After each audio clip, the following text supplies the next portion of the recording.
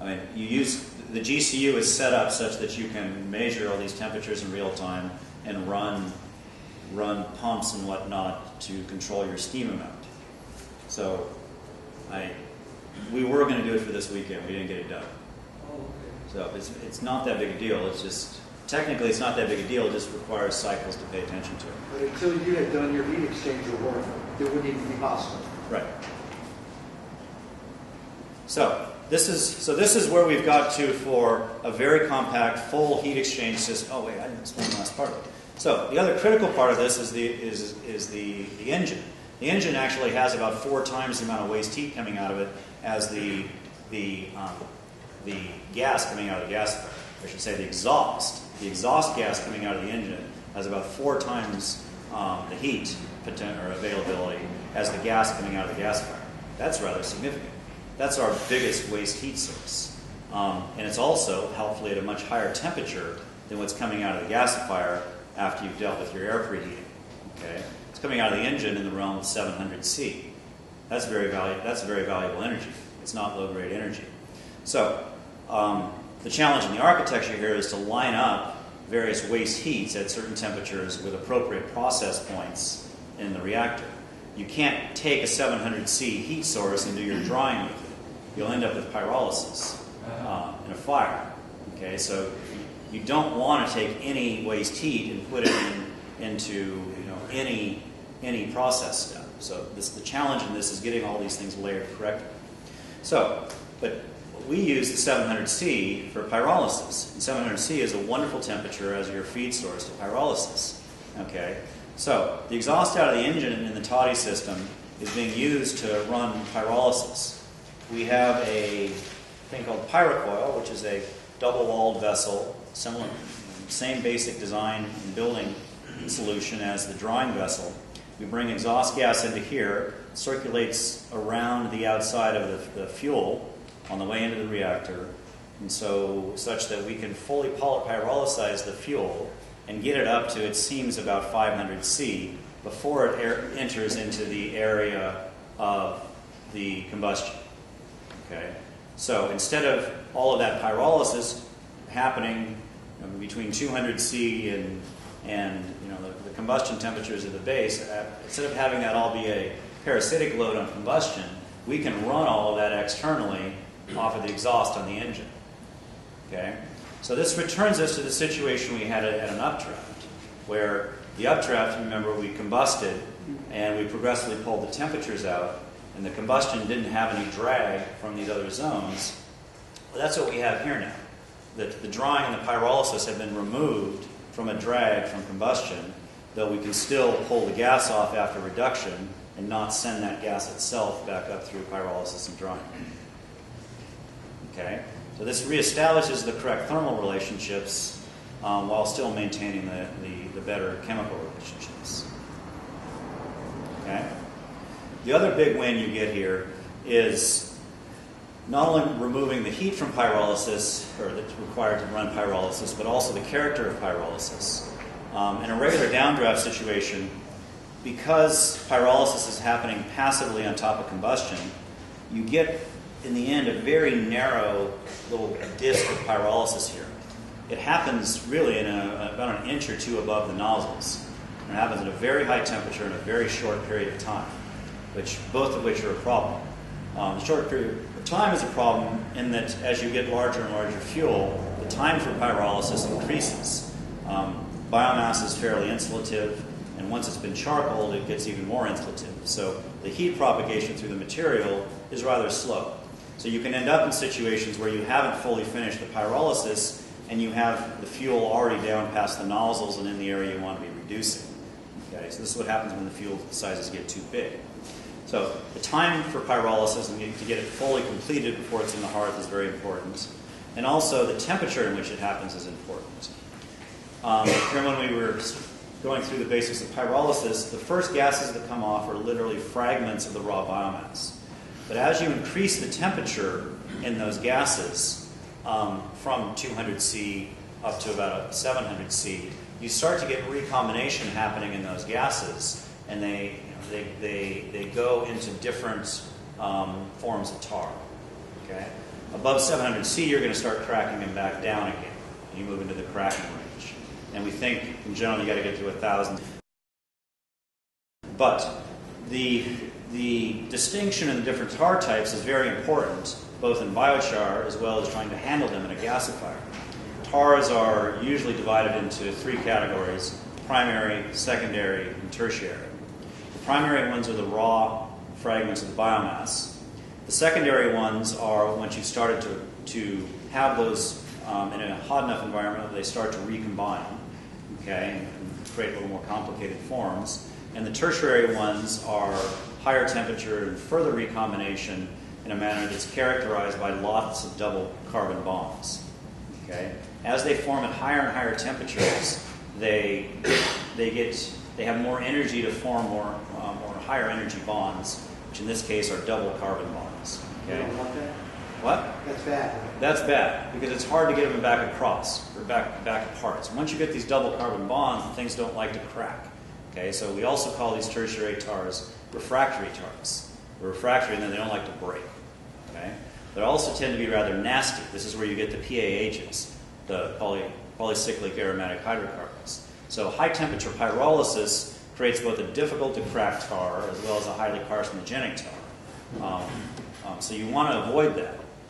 But a downdraft in its typical form is optimized for the creation of exactly that. You have a very high temperature pyrolysis happening right on top of the nozzles. So pyrolysis is happening in an environment that is in 700 C to 1,000 C sort of range.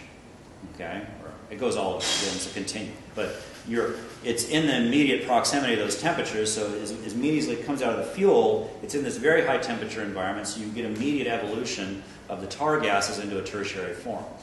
So if you you analyze the tars that are coming out of an updraft unit versus a downdraft unit, they're completely different. In updraft, the pyrolysis is relatively cold or low temperature, such you get mostly primary tars and some secondary. In a downdraft, the pyrolysis is happening at incredibly high temperatures, so you get primarily the tertiary tars, a little bit of secondary, and almost zero of the raw primary tars. Okay? But if you start driving the pyrolysis with an external source, you can now control the temperature of the pyrolysis, which is what we're doing here. So we run pyrolysis at a temperature that we get, primarily mostly the primary and secondary tar types, and we avoid the tertiary type. Okay, so by doing that, we create tar types that are much easier. So the primary and secondary ones are much easier to crack downstream because they don't have this double carbon bond. Okay, so you can relieve some of the difficulty of the tar cracking by making a better tar. We haven't fully characterized this yet. The next big run of testing is going to be fully characterizing what this drying bucket and pyrocoil does, which together make the toddy. All the testing last year was formally characterizing the reaction. We've yet to go in and fully instrument the toddy system. Now, I know in principle what it does, and I can wave my hands and make PowerPoints about it, but we don't have any numbers on it yet. Okay? We have anecdotal reports, we stick things in and we look at it. We know it's doing what we wanted to do, but we don't have any numbers on it. Okay? Could you explain again how you control the temperature and pyrolysis there? Is that by introducing water into the cooling? No, it's by fortunately the engine has a temperature that we like already. Okay? The engines were very well conceived in relation to the temperatures you need for pyrolysis. So we just use the exhaust. And we insulate it in a manner that gives us or maintains or gets it to the temperature we want to think. So using those gases to cool down. Yeah. But the problem is, like on a spark-fired engine, those gas temperature, exhaust temperatures are fairly consistent. Diesel has a much wider range of exhaust gas temperatures. It's unthrottled and it's air all the time. So you only get the high temperatures at a reasonable load. So it's cold like 600 C, that's the temperature, something like that? Yeah, we're sending it it's entering the thing at around 600 to 650 C, 700, so we're getting in the bed, and that's what the heat exchange source is. So inside the bed, it's less than that. And it appears that we're getting the charcoal to about 500 C before it drops below the pyrocoil. But again, we don't know that specifically. It's clearly finishing pyrolysis. We know that very clearly. You can see that. The actual temperature we're getting in there, we're still figuring all that out. How much are you able to cool the engine exhaust gas? What's your So the exhaust leaving the pyrocoil is about 350 C. So it's still a temperature that you can use to do other things. So I might use that to raise the steam. That might be, well, everything else being equal, it would be easier than the cyclone. But I also want to cool the gas movement. Our gas is still hotter than we want it in the end. We have it about 40 C usually at the engine. There's a little more we could get out there. That would be nice if we could. We don't necessarily need it, but so I'd rather take the heat out of the gas, the made gas, than the exhaust, because then I'm actually getting two benefits. I've got this right. With the exhaust gas heat, you're extending your zone of pyrolysis. You're creating a zone that has a larger area, so lower overall temperature, so you're getting easier to crack primary charge rather than letting it all happen at once and creating tertiary charge. That is correct. Can you describe a little bit more the heat exchange process? Are you actually directly injecting the exhaust gas, or is there a heat exchanger there? No, there's a heat exchange surface. You can't put the exhaust gas in there, or else you're gonna fill your reactor with CO2 and water vapor. So the raw gases are not going in there. They're going through an annulus, a double-walled vessel. Okay. Well, actually, here, let's go.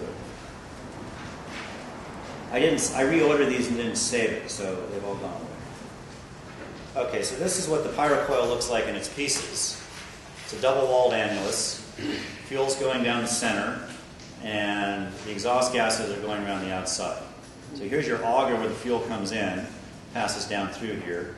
Exhaust gas is coming in the side here. It wraps around the vessel, hits this baffle, goes downward, passes around to the other side, comes back up and goes out.